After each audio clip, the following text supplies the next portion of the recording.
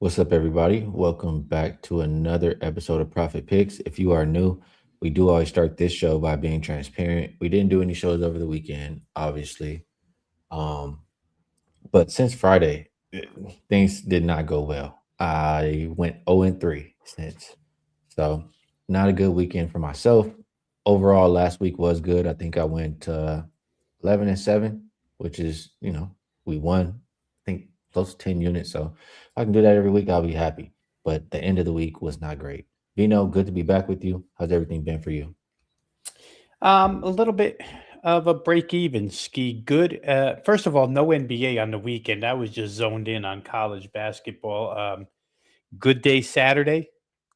What was good Saturday, I gave back on Sunday. So basically, we lost one unit on what's been a really, really good college basketball season. 4 straight winning months. Number two at WagerTalk since December 1. So we head into this. This starts the hugest week now, right? The conference tournaments, the major conference tournaments, and then the NCAA and the postseason. So combine that with NBA, and we're gonna have our hands full, buddy. There's a lot going on here right now.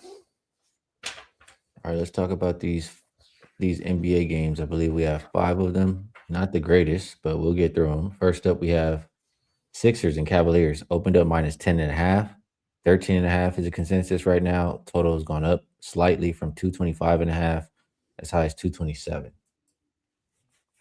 Let me refresh the injury report. But for Cleveland, we have Dean Wade probable, Jared Allen out, Proctor out, Struce out. For the Sixers, Maxi, Embiid, VJ Edgecombe, Broom, Paul George all out. So it's the backup crew for Philly tonight. I mean, I understand why the line moves up when I see the injury report. I just can't help but think, we see this time and time again. The Cavaliers probably look on the other side and become disinterested. Meanwhile, the guys for the Sixers who are getting additional playing time want to go out there and show a little something, prove something. Might be too inflated now at 13.5. What do you think here, Vino? I kind of agree. It's why I chose Ski when I just bet this game about 20 minutes ago. I chose the Cleveland team total over 120. It's second of back to backs for Cleveland. They didn't have to travel, they stay at home. They had a few days off to rest up for Boston and just couldn't get it going against the Boston defense. But that shouldn't be the case here. Whether they cover or not, they should score points. Andre Drummond, I believe, is not in this game either, or I have to go back and check. No, he is in. He's going to be with Bona here. But the point is, Jared Allen, if he goes, the He's out. board should be. He's out. Hmm. The boards should be, and the rim protection on Philly's side should be a little bit light here, but plenty of scoring on the Cleveland end. Without Maxi, I guess the problem could, and Edgecombe, the problem could be for Philadelphia lack of pace, but I'm not sure because one of the pieces that you brought up, um, guys who get a chance to play real minutes now generally won't go slow, and it's not Philly's nature to go all that slow when Embiid's not on the floor. So for me, I'd rather not lay 13.5 here in case of that somewhat disinterest factor, but I would look for an offensive bounce back against a defense that really looks to be in a little bit of trouble here tonight. So for me, it's going to be Cleveland team total over 120. I get it. I get it for sure. And Cameron Payne, I mean, he just doesn't strike me as a guy who likes to play slow. All right, yeah, we'll move over to the next game. That is Nuggets and Thunder. Opened up minus 7.5 for OKC, down to 6 or 6.5, depending on where you shop. Total went up from 231. I'm seeing it as high as 233. As high as 233. As far as injuries, Jamal Murray is still questionable. Peyton Watson is out for OKC. You have Caruso and Chet questionable. Carlson, Hardenstein, and J Dub all out. We did see these teams maybe like 2 weeks ago, something like that. It was an overtime game. OKC ended up getting the win. Um, Murray here questionable with that ankle injury. Just from top of my head, like when he has these ankle injuries, he usually still plays.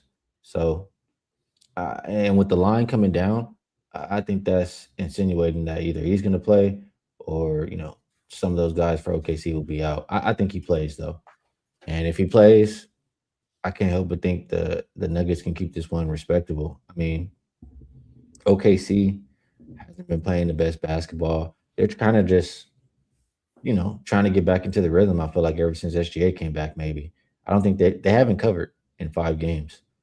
You have Aaron Gordon back in the mix for Denver. I don't know, Vino. Is Denver for me or probably an under? What do you think? Yeah, I'm going to agree. And especially if Chet, he's got the flu. If he sits, then you lose Holmgren and Hartenstein, and OKC becomes real small. Jalen Williams has been good at scoring points in the pivot and getting his share of rebounds when he's been asked to do so because of those two guys not being available. But against Denver and Jokic here tonight, I wouldn't think that would be the case. We'll see if Holmgren goes. He may go. Even if he does go, I still like the Denver side. It is kind of a shame that, and we'll see if Murray goes. But as soon as Gordon comes back Friday night, Murray plays 18 minutes and gets hurt. It was a fight the last time, right? SGA and Nikola Jokic got into it a little bit, and then Lou Dort got a technical for kind of shoving Jokic or whatever it was, but it was excessive. So, eh, like um, like the head coach of Oklahoma City said here, Dagnall, he said, we played each other 100 times. They know our playbook. We know their playbook.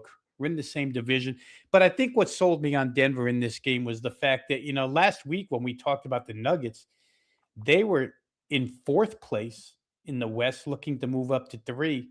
And now they're in the final playoff spot, only like 2.5 games ahead of Phoenix for a play in berth. So, I mean, they have to start winning some games here before they play their way right out of the top six and wind up in a play in game. So for me, I think plus the points here with Denver, probably a good way to go. Certainly there'll be I don't know if there's going to be bad feelings because Lou Dort actually apologized after the game, said what he did was wrong, or at least over the top somewhat. So they'll play hard. I think Aaron Gordon makes a huge difference in that defense. You and I have talked about Denver's head coach trying to plead them to play defense. Aaron Gordon's a big help.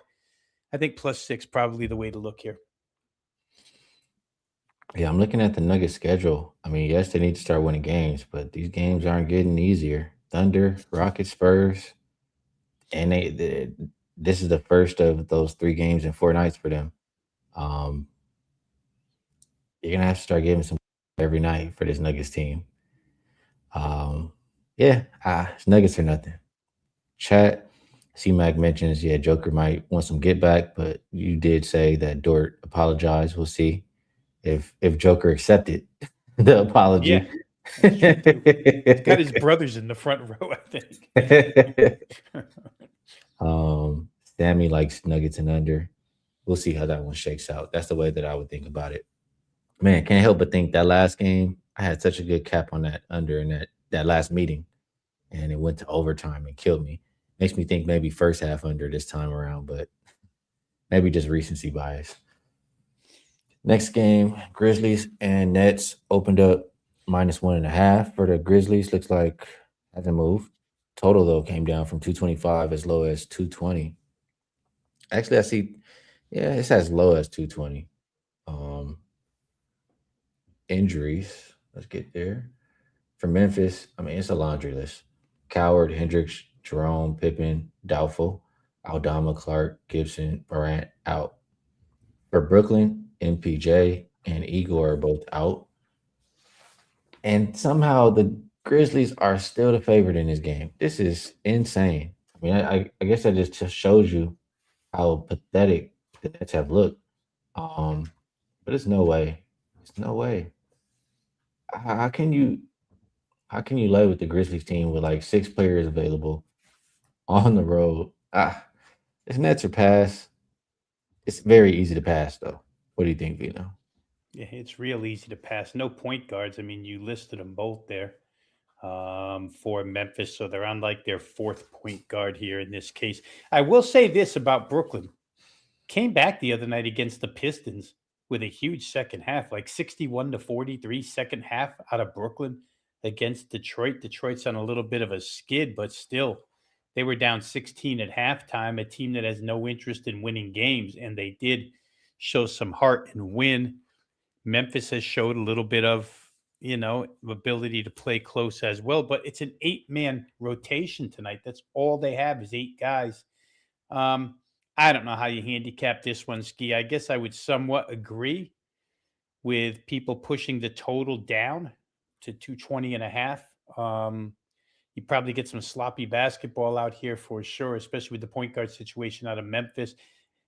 I don't know. It's so easy to leave that one alone. There's no reason to try and make something out of it and force a play, as far as I'm concerned. All right, we'll keep moving. Um, Next game. Appreciate you guys in the chat. Michael says who's picking up the points for Brooklyn if Michael Porter Jr. is out. I mean, I don't trust any of those guys. That's why I want to stay away. I mean, I guess you're saying it should be an under, but yeah, I'm good, man. All right. Casey says that's why everybody's out, Rob. It's a tank off. Mm, she's telling the truth, I guess. Speaking of tanking teams, we'll head over to Utah, where they welcome the Warriors. Opened up Warriors -8, is down to 7 or 7.5. Total also down from 230 as low as 223.5. For injuries on this one, we have Steph Curry actually probable. Will Richard questionable. Wait, is this Steph or Seth? I gotta click it to make sure. Just Seth. I'm sorry. Steph is out. So that's my bad. Seth Curry, probable. Will Richard, questionable. No Steph, Horford, Moody, or Porzingis. For Utah, you have Ace, questionable. Keontae George, questionable. Collier and Markkinen out. I mean, it seems like you're going to be missing all of the offense. Or you could be missing all of the offense for this Utah team if those questionables turn out. If that happened, uh, it would be very hard for me to see Utah being competitive, even though I don't think of Golden State that high. But if they play, they can very easily cover the number. So this is one where I would wait on the injury report. What do you think here, Vino? Yeah, I mean, how many times a day do we have to say that on this show? We have to wait for the injury report. It's crazy, but it's tough to guess. Who wants to guess? I mean, you could make a case for two different plays, two exact opposite plays on the same game, depending upon who plays and who doesn't. It's interesting to me, Ski, that they brought Porzingis back the other day, played a good amount of minutes, gets a day off, and then can't go again anyway. I don't know how many days off the guy needs in a row to get right, but I thought if they brought him back like they did on Saturday, maybe he would play tonight, but that's not the case. So I don't know. Very difficult call at this point in time. We do love Utah at home to go over in most of their games. And at this price, 223.5, you don't generally get that number in Utah home games, but the subtractions from these lineups are what they are. They're impactful. So we'll have to wait and see who's going to go, who's not. If you think guys are going to go and play in this game, then this is probably the best total number you'll get. It's obviously going to rise from 223.5. It did open 230. But you just can't play it right now, Ski.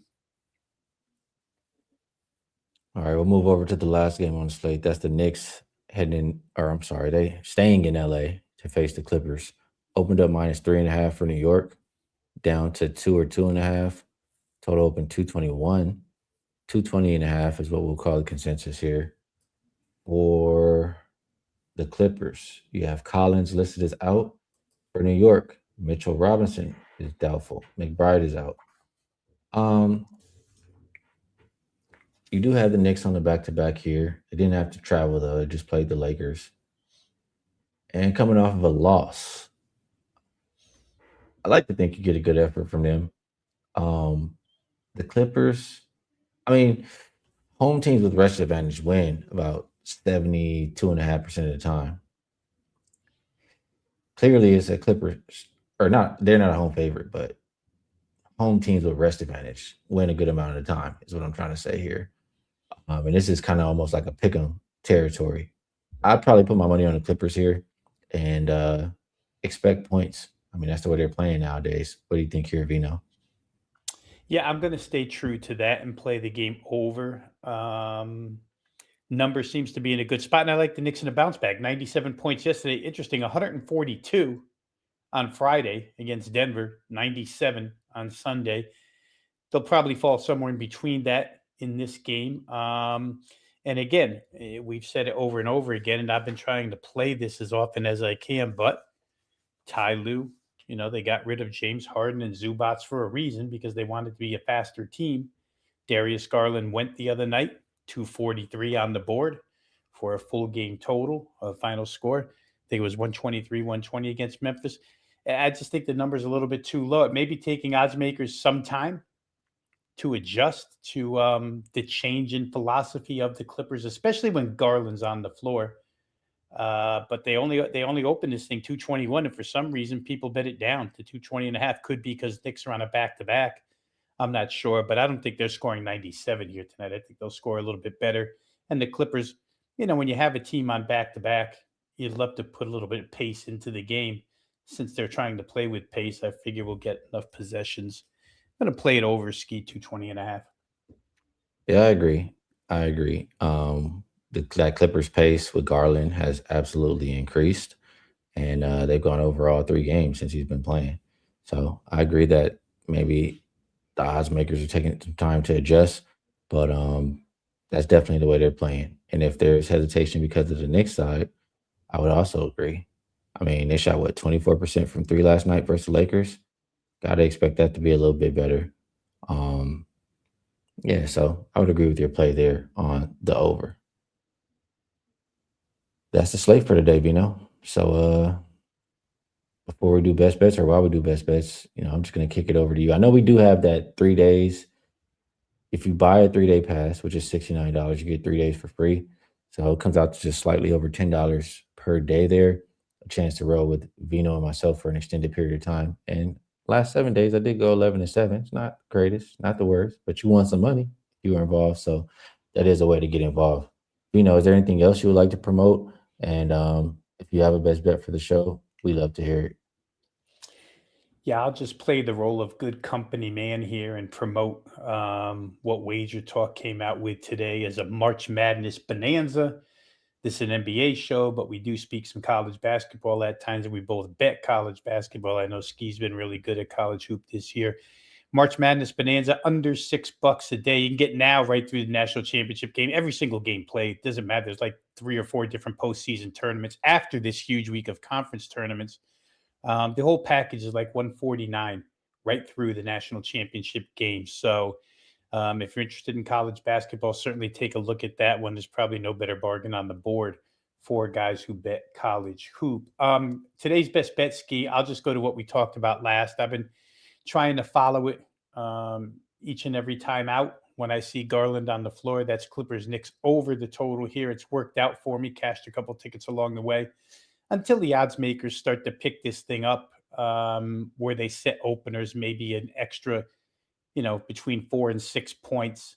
Until that happens, I'm going to just keep firing away at their over. So for me, best bet today is going to be Knicks Clippers over 220. It looks like mostly 220 and a half. I mean, if you really, really have a lot of options and you can shop meticulously, then you can find a 220, but I'll go with 220 and a half for purposes of the show, to be fair. And I will rock with Vino on that play. I agree. I like it a lot. And I'll just, yeah, I forgot. I didn't even glance at that college basketball thing. I'm not gonna lie. After my 0-3, I, I had to just, go see the bartender, Rob Vino. Another round. I yeah, so I'm gonna rock with you on that. The college basketball, I am 52-37, I believe, so far this season. So yeah, I wasn't aware of the promo they have going, but if you want to be involved, I'm not the highest volume guy, but I've been able to put out some winners. So I think we did a good enough job here, Vino. Appreciate you taking the time to come cap these games with me. Everybody in the chat, we appreciate you tuning in. And, everybody just trying to help each other get to the window. So best of luck, everybody, on all of your action. We will catch you all again tomorrow.